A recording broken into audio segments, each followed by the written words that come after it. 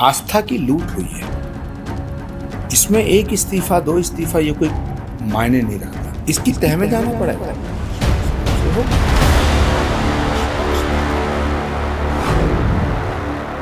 आचार्य प्रमोद कृष्णम ने जो बात कही है वो बिल्कुल सही है। आस्था की लूट हुई है।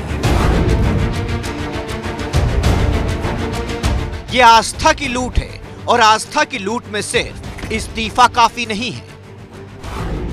अब कहा जा रहा है कि नैतिकता के आधार पर इस्तीफा दिया गया। यहां गौर करने वाली बात यह है कि इस्तीफे के लिए नैतिकता को बदनाम करना सही नहीं है, क्योंकि इन चेहरों की नैतिकता का पतन तो उसी दिन हो गया था जब राम मंदिर के चढ़ावे में चोरी के आरोप लगे थे। ऐसे में नैतिकता तो अपनी छवि बचाने की एक कोशिश भर है। हकीकत में चंपत राय और अनिल मिश्रा के इस्तीफे की वजह कुछ और है।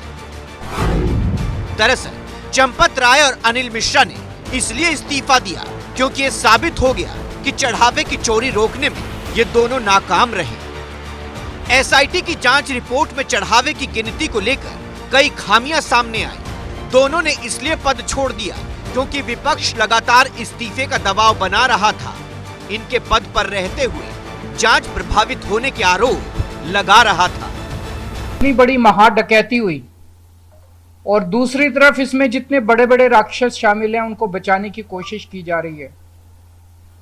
ये एक तरह से सभी हिंदुओं के जले पे नमक छिड़कने वाली बात है। ये वो जांच शुरू हुई थी, उस जांच के पहले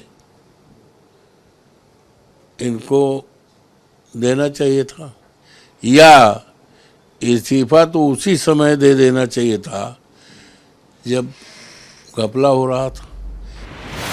इन दोनों के इस्तीफे की खबर से चंद मिनट पहले सीएम योगी ने एक बयान दिया था। अयोध्या के बारे में जो कदपे समाचार मिल रहे थे, हमने कहा था एसआईटी गठित की गई है और मैं आश्वस्त करता हूं जो मैंने कहा था, दूध का दूध और पानी का पानी हम करके रहेंगे। तो क्या सीएम योगी का यह बयान एक संकेत था? क्या इस्तीफों की स्क्रिप्ट 8 लोगों की गिरफ्तारी के बाद ही लिखी जा चुकी थी? इस बीच खबर है कि एसआईटी की प्रारंभिक रिपोर्ट लीक हो गई है। सूत्रों से पता चला है कि 40 दिन में 70 बार चढ़ावे की चोरी हुई। 70 मौकों पर चोरी और गबन से जुड़ी गतिविधियां पकड़ी गई। 27 अप्रैल से 5 जून तक की सीसीटीवी फुटेज खंगालने के बाद चोरी का पता चला। चढ़ावे की गिनती वाले कमरे से लेकर नकदी संचालन और प्रबंधन में कई खामियों की जानकारियां मिली हैं। वित्तीय वर्ष 2022-23 से लेकर 2024-25 तक आंतरिक ऑडिट रिपोर्ट्स में कई खामियों का जिक्र है।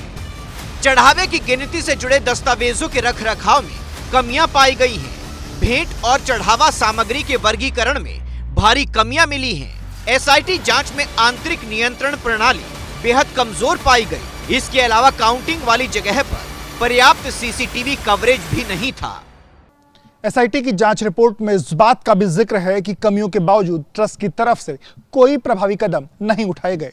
जिस मनीष यादव को गिरफ्तार किया गया है वो सीसीटीवी में चोरी करते दिखा, लेकिन उसके खिलाफ कोई कार्रवाई नहीं की गई।